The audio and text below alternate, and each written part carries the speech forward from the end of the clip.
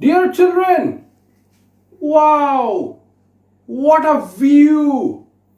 I can see the blue sky and I can see a dimpling river. I can see people walking miles after miles. Where are they probably going?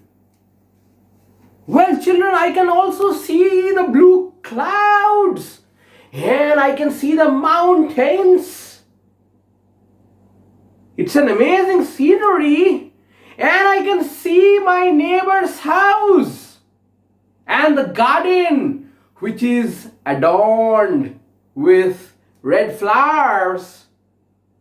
This is an amazing view.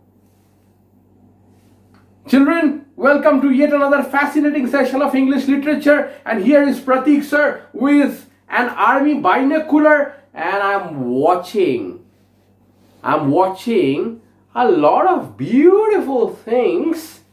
Imagine how life would have been if we could hop onto a cherry tree, a tall cherry tree, with a binocular, and if we could have seen around.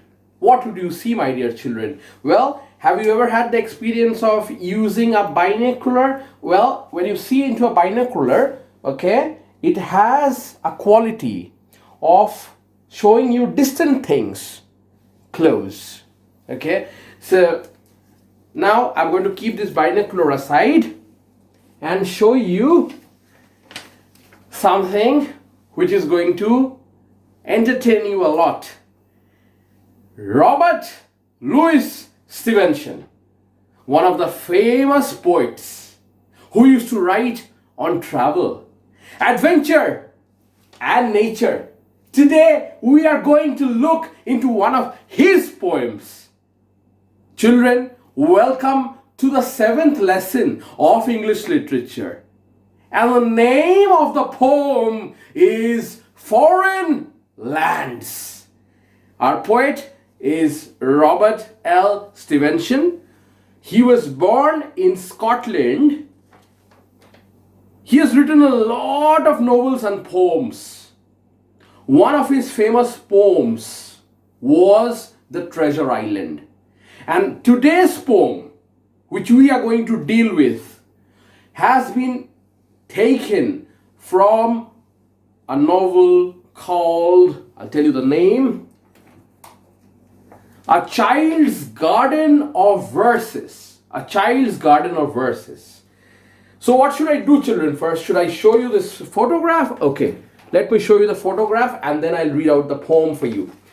So children, well, as you can see, this is a diagrammatic representation of your poem. First, let us go through some of the important words called vocabulary. First word, you will see adorned. Adorned means decorated. Next word, dimpling, dimpling river. Okay, so adorned comes with flowers.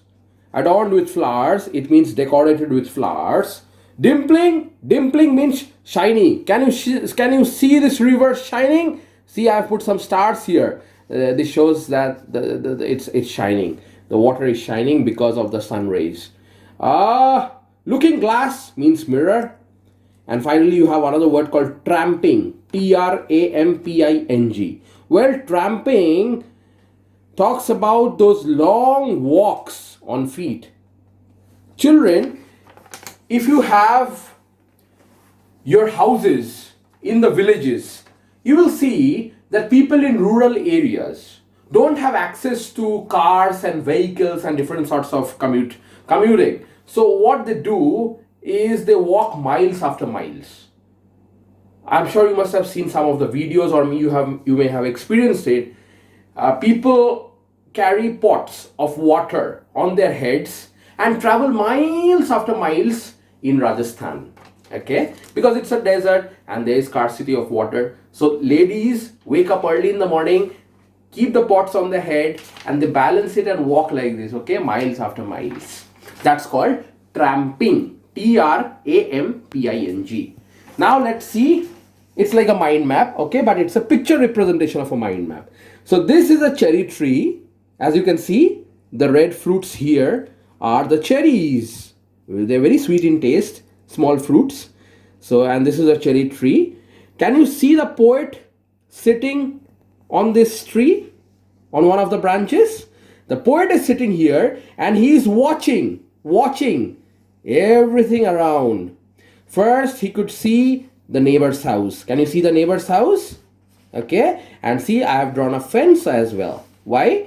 Because, you know, when you have a garden, there's always a chance of cattle entering and eating up the plants. So that's the reason it's always important to have a fence. Now, the first thing that's there in a poem, the poet sees the neighbor's house and the garden, okay, the neighbor's garden, which is full of flowers. So can you see this green patch? This is the garden, and I have drawn 2 red flowers here, okay? So it will be easy for you to remember and understand. So this is the neighbor's house, and the poet gets to see this, okay, from top of the cherry tree. What's next? Next, he sees the blue sky, okay? So I've written here the blue sky, which has got blue clouds, and as you can see that the sun is shining bright, and there's some hills that I have drawn here, and from the hills the poet can see that there is a river coming out. Do you know children how rivers are formed? Well, when you grow up, you will study in geography. Rivers are formed from glaciers. What are glaciers? Glaciers are ice, which you find at the peak of the mountains. Okay? So when there is warming, when the sun rays fall on that ice capped peak, river forms. The water starts flowing down from the top of the mountain and comes to the plains. This is how the river Ganges and the river Yamuna have been formed. Okay? So from the glaciers, remember. So as you can see, the rivers coming down from the mountain on the hill, and the poet sees that it's a river. It's what river is it? It's a dimpling river. Okay, as I told you, dimpling means shiny. So the poet can see that it's a dimpling river, and the poet can also see dusty roads. Can you see this road that I have drawn? Well, I have drawn some dust here as well, blue dots. Okay, these are the dusts. These are the dust particles. So as you can see, the poet can see a dusty road which goes up and down, up and down, up and down. And there are some people who are tramping on these roads. Can you see the people? 1, 2, there's a girl here, and there are 3 men. So they are all walking on these roads, and they're going into the town, right? So the poet sees this. Poet sees all of this. So I would just ask you to look into the picture once again. So there's this poet sitting on the cherry tree. He can see the neighbor's house and neighbor's garden full of flowers. He can also see the blue sky, and he can see the blue water in the river, which is shining, dimpling river. Okay, and as you can see, I have drawn this beautifully so that you can understand. Plus he also sees this road which goes up and down, and it's full of dust, okay, because it's a village road, rural road. And as you can see, there are some people walking. It's called tramping. In the last bit of the poem, the poet says that if I had a taller tree, a tree taller than this cherry tree, I would have seen farther and farther. I would have seen far and far. I would have seen far and wide, where this river would go and meet into the sea, and there would be ships which go out for fishing. He wanted to see that, and he also wanted to come across those fairy lands. Where are fairy lands, children? Do you know them? Can you give me the address? Can we find them on Google Maps? I don't know. But the poet says that if he got a tree which was taller than the cherry tree, and if he could have perched on top of the tree, he would have seen those fairy lands where the children dine at 5. Where the children dine means they have their dinner at 5 p.m. when you have snacks. Okay? And all the inanimate objects, lifeless objects, come to life. What a beautiful poem. I'm sure this will arouse your imagination. Robert L. Stevenson. Children, Robert L. Stevenson. Name of the poem, Foreign Lands. Standard 3, Chapter 7, page number 60.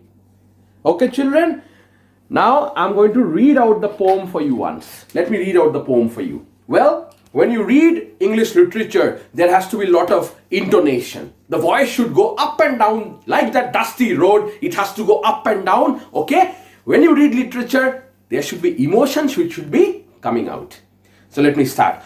Up into the cherry tree, who should climb but me?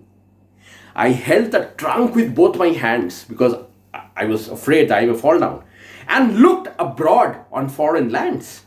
I saw the next door garden lie, adorned with flowers before my eye, and many pleasant places more I saw.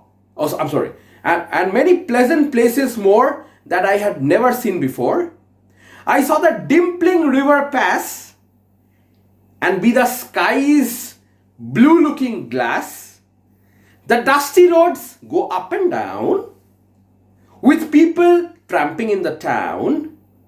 If I could find a higher tree, farther and farther I should see, to where the grown up river slips into the sea among the ships, to where the roads on either hand lead onward into fairyland, where all the children dine at 5 and all the playthings come alive.